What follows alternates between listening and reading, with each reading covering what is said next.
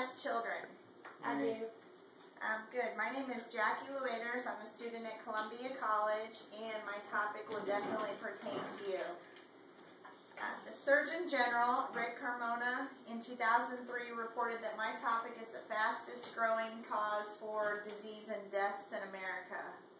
My topic is actually obesity.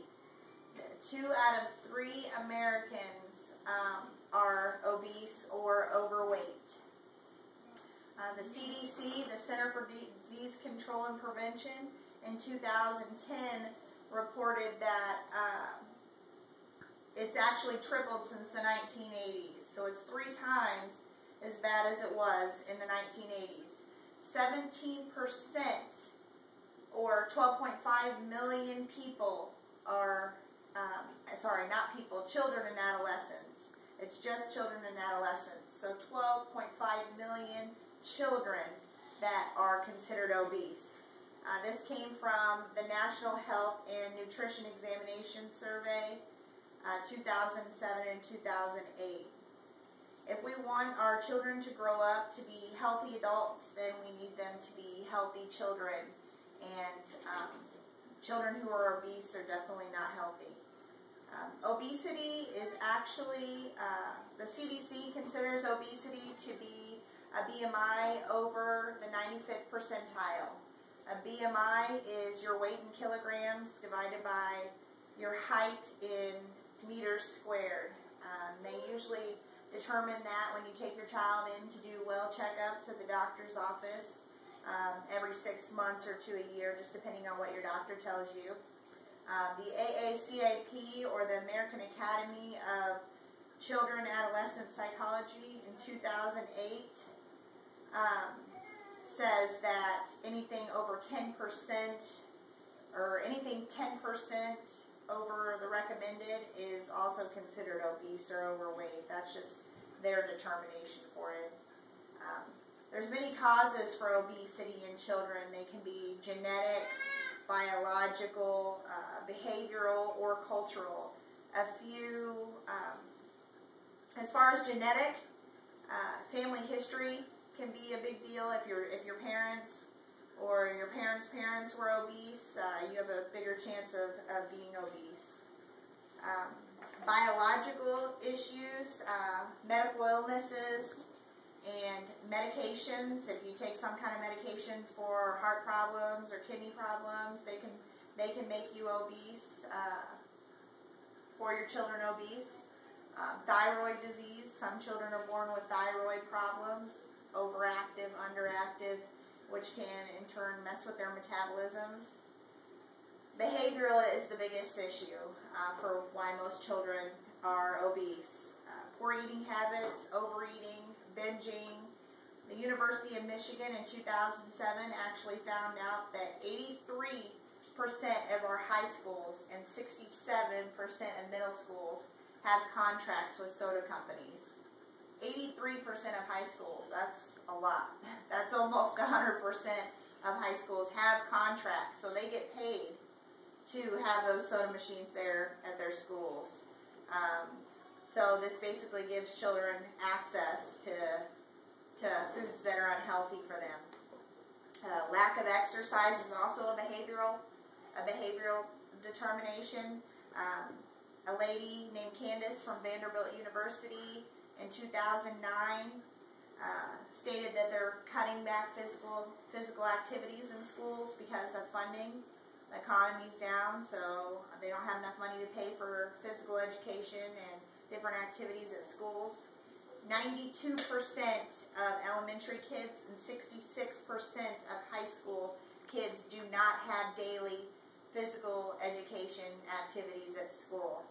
That's a lot. Stress and life events are also behavioral issues that can determine obesity. Self-esteem and emotional problems, divorce, different things that affect your child's life, moving situations, anything like that can hurt a child and you don't even know it. And cultural issues, whether our children have access to healthy foods, good and healthy foods. I found out that the University of Illinois in 2007 did a study that low-income neighborhoods have more fast food. High-income neighborhoods don't. So low-income children are more likely to have access to junk. The CDC in 2007-2008 found that there's racial and ethnic disparities. Hispanic boys are more likely to be obese than white children. They have a 10% higher rate of being obese. The Washington Post actually posted an article that Hispanic boys are more likely to drink soft drinks. It all has to do with neighborhoods and what our children have access to and what we allow them to have access to. I think that parents are big predictors of whether children are going to have obesity or not. The AACIP says that if one parent is obese, there's a 50% chance that a child will be obese. If both parents are obese, the rate increases to 80%. There's an 80% likelihood. We pass down what we want our children to do, and they do what they see us doing. So that's a big factor in obesity. There's many consequences for obesity, especially in children. Physical aspects and mental aspects. The AACIP in 2008 said that children who have obesity and adults both, breathing issues, sleeping issues, blood pressure, heart disease, diabetes, those are all physical concerns. Mental is low self-esteem, OCD, lower quality of life, depression. They get made fun of for being obese. Their daily quality of life can just be lower because obesity may be stopping them from what they want to do, or maybe hurting them from what other children do to them. There's many ways to prevent and be proactive in obesity, and that's basically what I believe in. We can start it in the home by portion controls, planning meals, limiting snacks, getting together as a family and really setting a family routine that's healthier, limiting TV. We can work with different organizations to try and get advertisements that target children for junk food limited, and we can also limit what our children watch. We can increase physical education and education in general on the subject of obesity. We could work with health officials and our schools to build better physical education curriculums. We could also go to the school boards and fight to get obesity awareness and the dangers of obesity in our health classes, so that our children know what obesity is, and they know the effects also. If you have children at home that happen to be obese, the best thing you can do is emphasize strengths and positives, and encourage healthy behaviors and family plans.